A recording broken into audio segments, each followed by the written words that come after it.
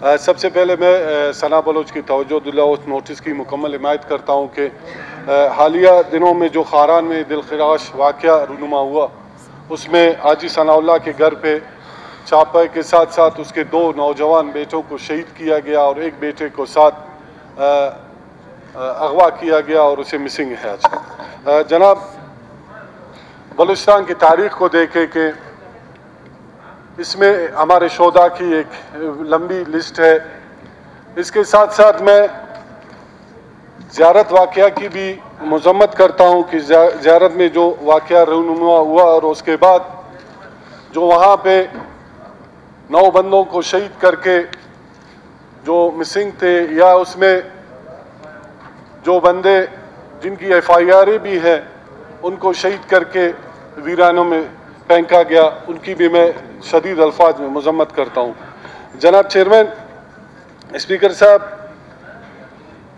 14 اگست جب بھی شروع ہوتا ہے تو اسی فلور پر میں ہر وقت 14 اگست میں یہی روتا ہوں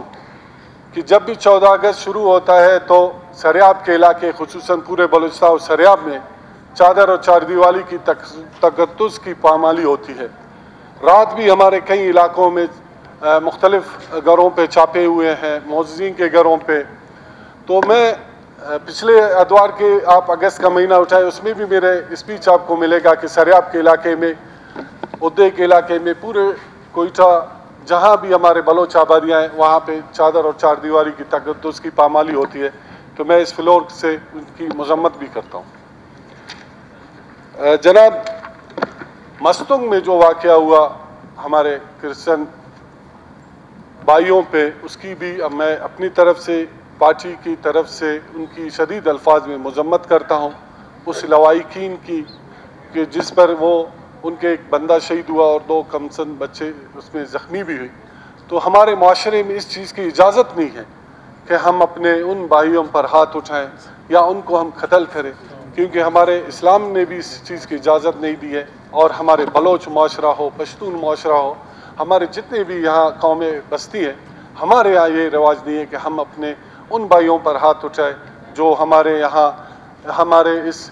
وطن کے لیے اپنے جانوں کا انہوں نے نذرانہ پیش کیا۔ میں اس فلور سے ان کی خراج عقیدت بھی پیش کرتا ہوں۔ جناب، حالیہ بارشیں ہوئی بلوچستان میں، بلوچستان بھر میں جتنی شدید بارشیں ہوئی، یہ اللہ کی آفت تھی، یہ اللہ کی بارہ رحمت تھی۔ پورا بلوچستان آفت زدہ قرار دیا گیا، کئی ڈسٹرکٹ کئی۔ تو میں چونکہ پارٹی کی طرف سے ہمیں مختلف اضلاع میں بھیجے گئے، میں بیلا گیا، میری ڈپٹی بیلا میں لگی، تو بیلا کی حالت میں نے دیکھی جناب اسپیکر، ابھی تک وہاں گورنمنٹ کی پہنچ نہیں ہوئی ہے۔ جن علاقوں کو میں نے سروے کیا ہے وہاں تک میں پہنچا ہوں، پیدل پہنچا ہوں، اس گرمی میں ان گوٹوں تک گیا ہوں، کیونکہ اس کی جو اصل وجہ ہے وہ میرا حق بنتا ہے کہ جو چیزیں میں نے دیکھی ہے اس فلور پر مجھے ان کو سامنے لانا ہے۔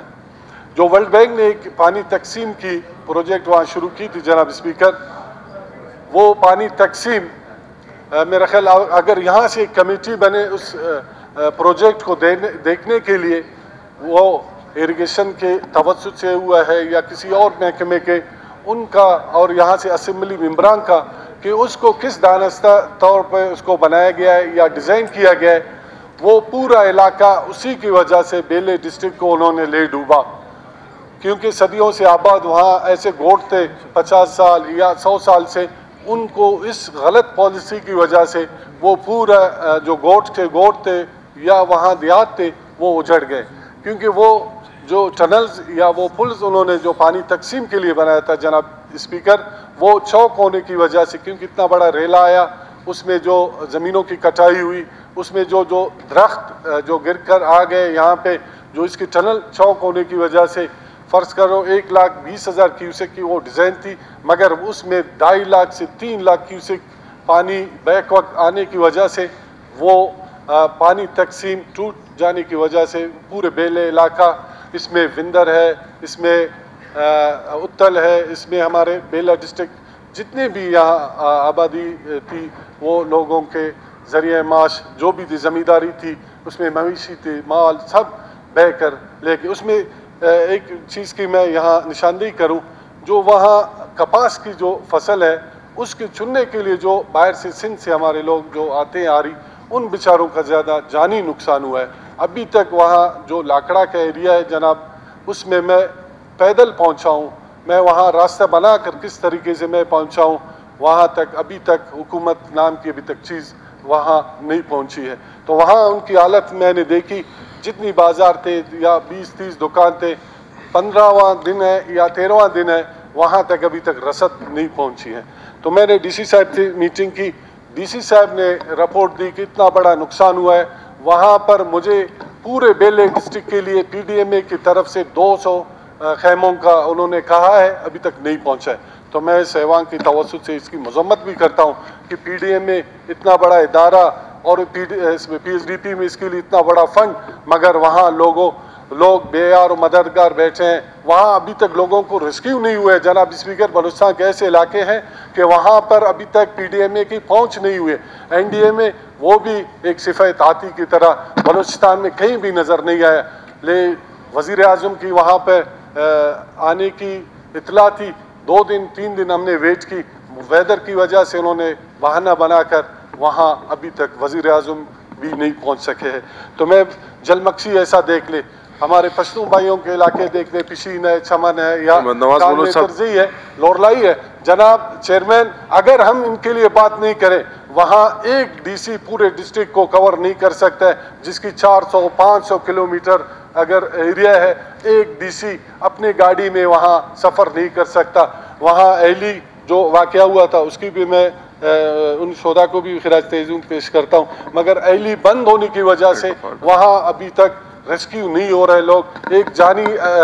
بڑا انسانی المیہ ہوگا جناب اسپیکر کہ بلوچستان میں اتنا بڑا فلڈ آیا اور پاکستان گورنمنٹ ابھی تک خاموش ہے۔ آپ ان اداروں کو اجازت دے دیں کہ باہر کے ہمارے جو این جی اوز ہیں، جو میخیر ہزارات ہیں، ہمارے سی ایم صاحب بھی ابھی تک نہیں پہنچے ہیں۔ جناب اسپیکر، ابھی ہم کس کے سامنے روئیں کہ ہمارے سی ایم صاحب ابھی تک آفت زدہ، ہاں علی میں تو انہوں نے راؤنڈ لگایا، مگر ان علاقوں تک ابھی تک ہمارے گورنمنٹ کی طرف سے نہ کوئی منسٹر گیا ہے، نہ پی ڈی ایم اے کا عملہ گیا ہے، کچھ بھی نہیں ہے۔ وہاں لوگ اتنی گرمی میں، جلمکسی ہو، نصیر آباد ہو یا بیلا ہو یا ہمارے پنجگور کا ایریا ہو، ابھی تک وہاں پر کوئی رسد ایسا نہیں پہنچا جو ان کو ضرورت ہے۔ ایک پینے کے پانی کی بوتل ان کی بہت ضرورت ہے۔ وہاں گیسٹرو بھی پھیل رہا ہے کیونکہ پانی صاف نہیں ہے، جتنے بھی ٹیوب ویلز تھے وہ بہہ گئے، وہاں کے شمسیوں لے گئے، وہاں کے زمینداروں کی اتنی بڑی نقصان ہے کہ ان کا تخمینہ لگانا بھی میرا خیال ڈی سی اور وہاں کے تحصیل وغیرہ کی بس کی بات کی نہیں ہے۔